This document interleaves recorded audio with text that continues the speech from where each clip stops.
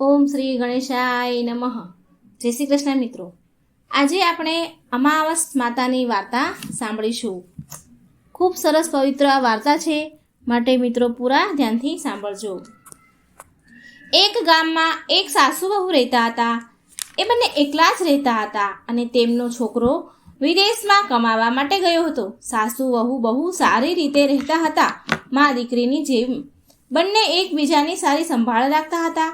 એક દિવસ વહુએ ખાવાનું ખાધું નહીં, જમી નહીં, તો તેની સાસુએ વહુને પૂછ્યું કે વહુ બેટા, તું આજે કેમ નથી જમી?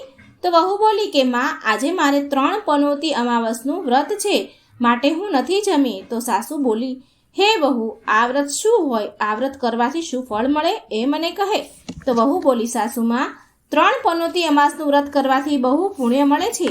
ઘરમાં અન્ન ધનના ભર્યા ભંડાર રહે છે, સુખ શાંતિ રહે છે, અખંડ સુહાગ મળે છે અને પુત્રની પ્રાપ્તિ થાય છે. અને આ વ્રતમાં દરેક વર્ષે અલગ અલગ ખાવાનું હોય છે અને ભગવાન વિષ્ણુના મંદિરમાં જઈ અને દાન પૂન કરવાનું હોય છે, પછી બ્રાહ્મણોને દાન દેવાનું હોય છે. આ વ્રતમાં પહેલા વર્ષે સાકર, ઘી અને ચોખાથી બનેલું જમવાનું ખાવાનું હોય છે.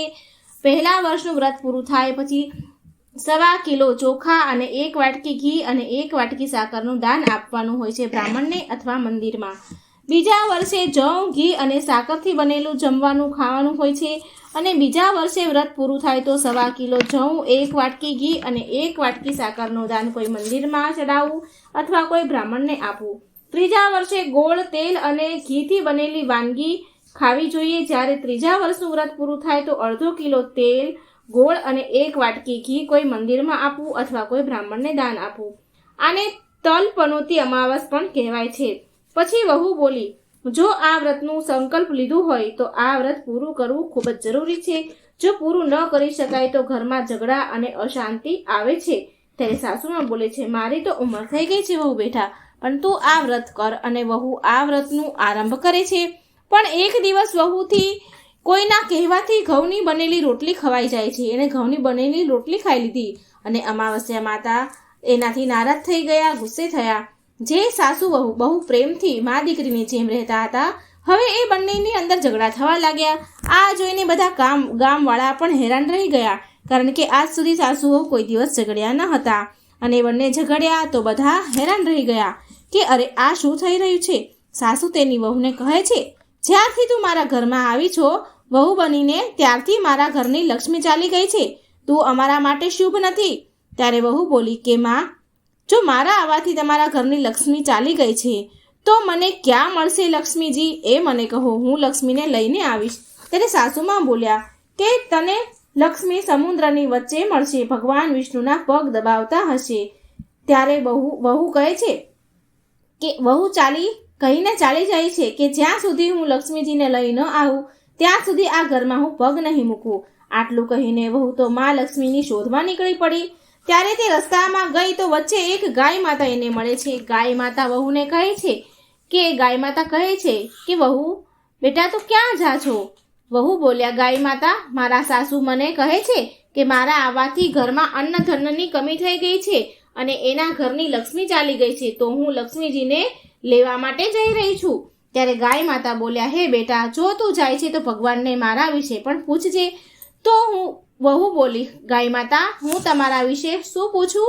તો ગાય માતા કહે છે કે જ્યારે પણ મારે વાછડું કે બાળક બચ્ચાને હું જન્મ આપું છું તો એ જીવતા નથી રહેતા, જેવા જન્મે એવા જ મરી જાય છે. તો ભગવાનને પૂછી લેજે કે મારી સાથે આવું કેમ થાય છે, મેં એવા કયા કર્મ કર્યા છે. તો વહુ બોલી, ગાય માતા, હું તમારી વિશે જરૂર એનું નિવારણ પૂછીને આવીશ.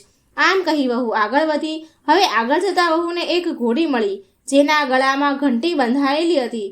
એ ઘોડી કહે છે, બેટા તું ક્યાં જાય છે? તો વહુએ બધી વાત કહી. તો ઘોડી બોલી કે તું મારા દુઃખનું પણ નિવારણ ભગવાનને પૂછતી આવજે. તો વહુ બોલી, જરૂર પૂછીશ. હા કહીને આગળ વધી. આગળ જતા એક આંધળો અને બહેરો એક વૃદ્ધ માણસ મળે છે. એ પણ વહુને એની સમસ્યા કહે છે અને ભગવાનને પૂછવા માટે કહ્યું. તો વહુ એને પણ હા કહીને આગળ વધી. આગળ જતા વહુને એક ગરડી ડોશીમાં મળે છે, જે હાથ પગથી અપંગ હતા. એ પણ વહુને તેની સમસ્યા ને પૂછવાનું કહે છે તો વહુ એની સમસ્યાને પૂછવા માટે તૈયાર થઈ જાય છે અને એ આગળ વધે.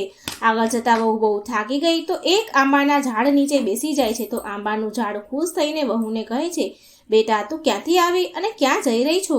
તો વહુ બોલી કે લક્ષ્મીને લેવા જાઉં છું. તો આંબો પણ તેની સમસ્યા ભગવાનને પૂછવા માટે કહે છે કે મારા ઝાડમાં હંમેશા કેરીઓ ખાટી જ આવે છે, આ વિશે ભગવાનને પૂછતી આવજે ને.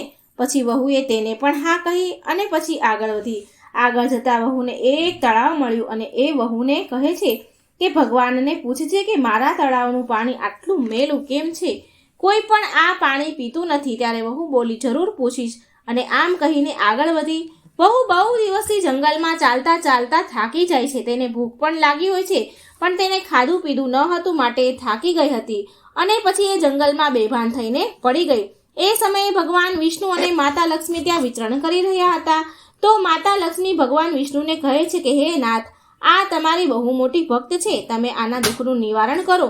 તો ભગવાન વિષ્ણુ કહે છે કે આ સંસારમાં બહુ જીવ દુઃખી છે, બધા જ તેના પોતાના કર્મનું ફળ ભોગવી રહ્યા છે, હું કોના કોના દુઃખનું નિવારણ કરું? તો મા લક્ષ્મી કહે છે, ભગવાન વિષ્ણુને વિનંતી કરે છે અને કહે છે કે આ ભૂખી તરસી છે અને જો આને અહીં આમ છોડી દઈને ચાલ્યા જઈશું તો આને જંગલમાં જંગલી જાનવરો ખાઈ જશે. માતા લક્ષ્મીની વાત સાંભળીને ભગવાન વિષ્ણુ એક સાધુનું વેશ ધારણ કરી અને વહુની પાસે આવ્યા અને ભાનમાં લાવે છે. વહુ ભાનમાં આવી તો સાધુના રૂપમાં ભગવાન પૂછે છે કે તું આ જંગલમાં કેમ આવી અને ક્યાં જઈ રહી છો? તો વહુએ પૂરી વાત કહી. તો તેની વાત સાંભળીને ભગવાન વિષ્ણુ અને માતા લક્ષ્મી પ્રગટ થયા અને તેની સાથે માતા અમાવસ્યા પણ પ્રગટ થયા. વહુ એના ચરણોમાં પડી વંદન કરે છે. અમાવસ્યા માતા વહુને કહે છે કે બેટા, તે મારા વ્રતને ખંડિત કર્યું છે માટે તને આ સજા મળી છે, પણ હવે હું તને માફ કરું છું અને તું ઘરે જા. તારું ઘર અન્ન ધનથી સંપન્ન થશે, તારું ઘર સુંદર મહેલમાં બદલાઈ જશે અને તારી બધી જ મનોકામના પૂરી થશે. આ બધું થયા પછી વહુ તો તેને રસ્તામાં જે પણ મળ્યા હતા એ બધાના દુઃખોના નિવારણ માટે વિનંતી કરે છે. ત્યારે ભગવાન વિષ્ણુ કહે છે કે ગાયે ક્યારેય તેનું દૂધ કોઈને નથી પીવડાવ્યું માટે તેના બચ્ચા જીવતા નથી રહેતા. તું એનું દૂધ પી લેજે, જેનાથી એના બચ્ચા જન્મ આપશે એવા જીવતા રહેશે. ઘોડી પાછલા જન્મમાં ઘંટી ચલાવવાવાળી અનાજ દળનારી સ્ત્રી હતી. તેણે કોઈને અનાજ દળી નહોતું આપ્યું માટે તેના ગળામાં ઘંટીના પડ્યા છે. તું એના ગળામાંથી ઘંટી છોડી નાખજે, એ બિલકુલ ઠીક થઈ જશે. વૃદ્ધ માણસ જે આંધળા અવેરા હતા, એણે ક્યારેય ભગવાનના મંદિરમાં નથી ગયા અને ક્યારેય તેને ભગવાનના ભજન નથી સાંભળ્યા. તું એને મંદિરમાં લઈ જજે અને ભગવાનના દર્શન કરાવજે, એ પણ ઠીક થઈ જશે.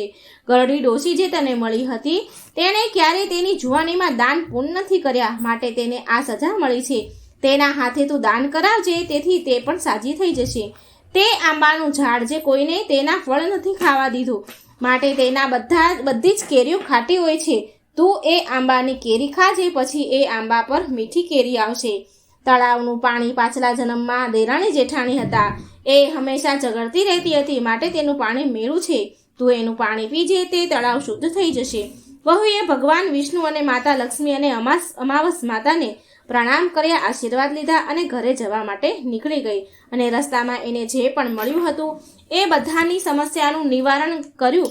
ભગવાનના કહેવા પ્રમાણે તેણે કર્યું અને પછી બધાએ તેને આશીર્વાદ આપ્યા.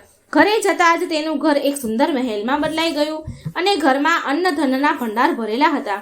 હવે વહુ સાસુમાને કહે છે કે સાસુમા, તમે સાચું કીધું હતું, તમારા માટે હું શુભ નથી. મારા આવવાથી તમારા ઘરની લક્ષ્મી ચાલી ગઈ અને મારા જવાથી તમારા ઘરમાં લક્ષ્મી આવી ગઈ છે. હવે તમે અહીં રહો, હું મરવા જઈ રહી છું. ત્યારે સાસુમાં બોલ્યા કે બેટા, આ બધું તો તારા અમાસના વ્રતનું ફળ છે જે અમને મળ્યું છે. તું અહીં જ રહીશ તો ક્યાંય નહીં જા. અને સાસુ વહુ ખુશીથી પછી રહેવા લાગ્યા. એક દિવસ તેનો દીકરો પણ વિદેશથી આવી ગયો અને એના દીકરાએ આ બધું જ જોયું તો એની માતાએ વહુની બધી જ વાત કહી અને પછી આવી રીતે મા, દીકરો અને વહુ ખુશીથી રહેવા લાગ્યા. અમાવસ્યા માતાની કૃપા વરસી વહુ પર. હે અમાવસ્યા માતા, જેવી કૃપા તમે વહુ પર વરસાવી, સાસુ વહુ પર વરસાવી, એવી સૌ પર વરસાવજો. જય અમાવસ્યા માતા, જય હો ભગવાન વિષ્ણુ, જય મા લક્ષ્મી. મિત્રો, આ અમાસની વાર્તા સાંભળજો અને બીજાને પણ સંભળાવજો. કોમેન્ટ બોક્સમાં ભગવાનનું નામ પણ જરૂર લખજો. વિડીયો પસંદ આવે તો લાઈક અને શેર કરજો. ચેનલને પણ સબસ્ક્રાઈબ જરૂર કરજો. જય શ્રી કૃષ્ણ.